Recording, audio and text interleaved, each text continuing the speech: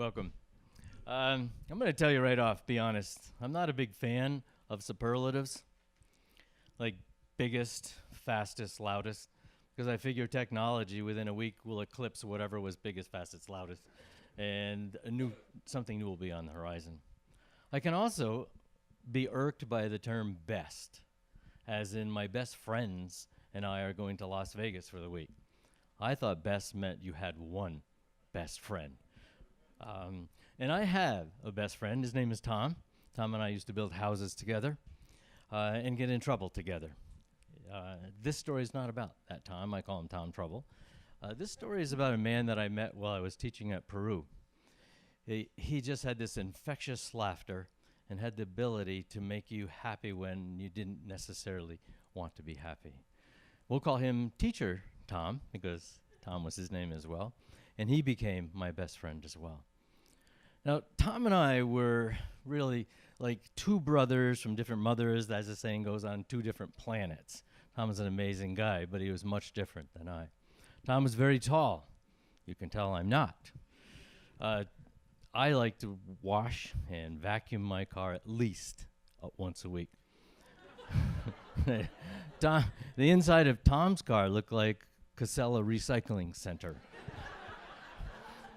When I got ready for teaching in the morning, I had a whole closet full of neckties, and it would take me 15 minutes to pick out the tie, match the shirt, get the Windsor knot, all that kind of stuff. Tom had one tie. It was on the back of his classroom door.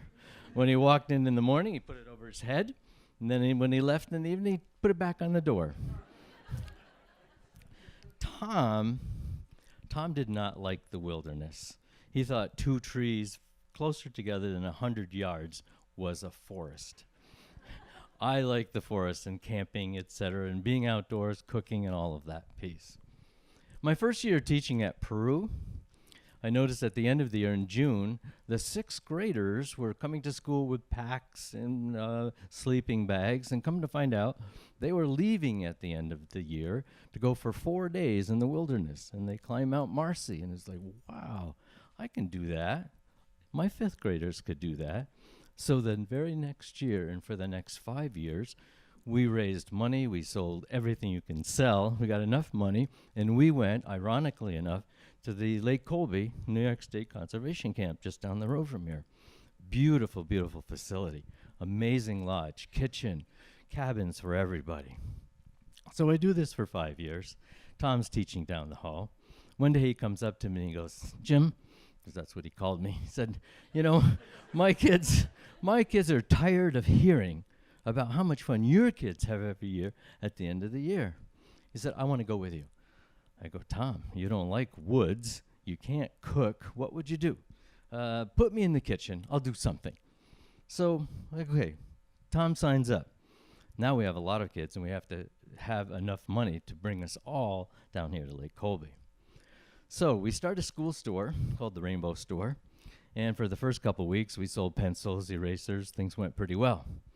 We went to the Lavin candy shop and came out with boxes full of candy bars, and within 3 weeks, we're in the principal's office because staring at the cafeteria manager who said she'd never seen so many people charge their lunch.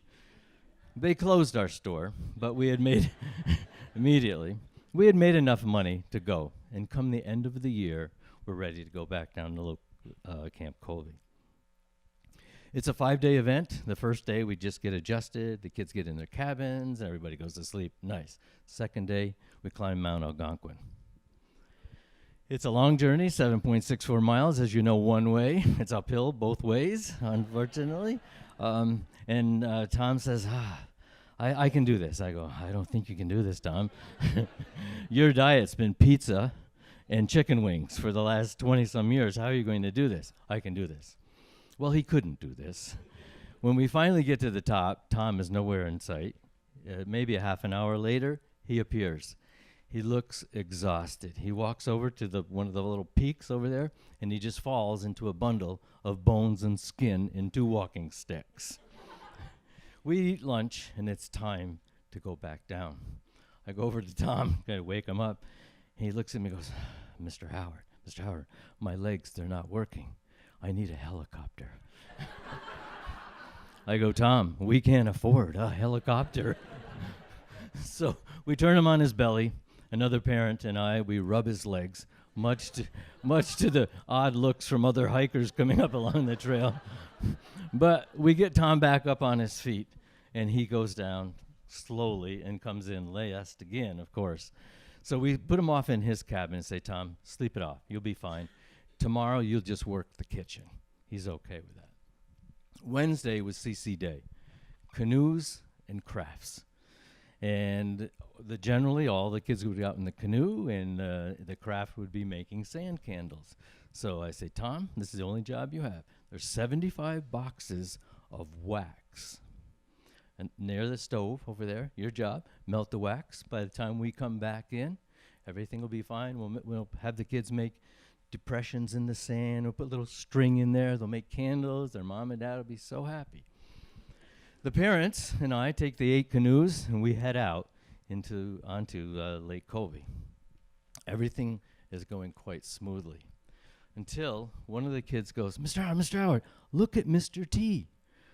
We move our canoe around. We look over there, and there's Tom on the edge of Lake Colby jumping up and down, jumping jacks, one arm, 2 arms obviously, but 2 arms, he's just jumping crazy. And Tom never does jumping jacks, so this was kind of an unusual thing to see. So, and then one of the kids says, he's yelling something. So I go, shh, quiet. We listen. The word fire comes rolling across Lake Colby into our canoe area. Oh my God, there goes my retirement down the, and so we go, okay, boys and girls, we need to get back to shore.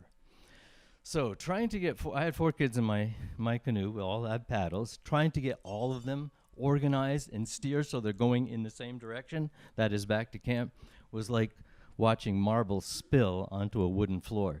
They were all over the place. 2 kids in front of me, I'm saying, come on guys, faster. His paddle flies out of the water. It hits the kid sitting in front of me right in the side of the face. We go, okay, the paddles are in the bottom of the canoe. Now it's just me, and I'm not maybe the fastest canoeist in the world. But I try. We get closer and closer. Finally, I'm close enough. My leg goes over the gunnel. I'm in the water. I'm walking up, and Tom is still jumping jacks, screaming fire. He grabs me. We have a fire. We run into the lodge, and sure enough, on the stove, there is a flame shooting out of that pot like an upside-down Saturn V booster rocket. It is reaching the top, and the ceiling is black. My life is over. A parent comes in just about the same time as Tom run over with a dish towel. I don't know what he's going to do with a dish towel. You could get hurt. So I hug Tom, bring him away. The parent and I both point to the stove, and I say, go. The parent runs over. He picks up the lid sitting next to the pot, puts it on top. Boom! The fire's out. Tom goes, oh my God, is that it? I go, Tom, not quite. 2 footnotes to this story. 1, with ladders, lots of paper towels, and 2 entire bottles of Windex, we were able to wash the soot off the ceiling. 99.99%, in case anybody's from New York State sitting out there. It looks pretty good. The second footnote is that unfortunately, last year, about this time, Tom passed away unexpectedly. And so I'm sharing this story as a tribute to my friend Tom, because he made me laugh the loudest and hardest and longest of anyone I've ever known. Thank you for listening.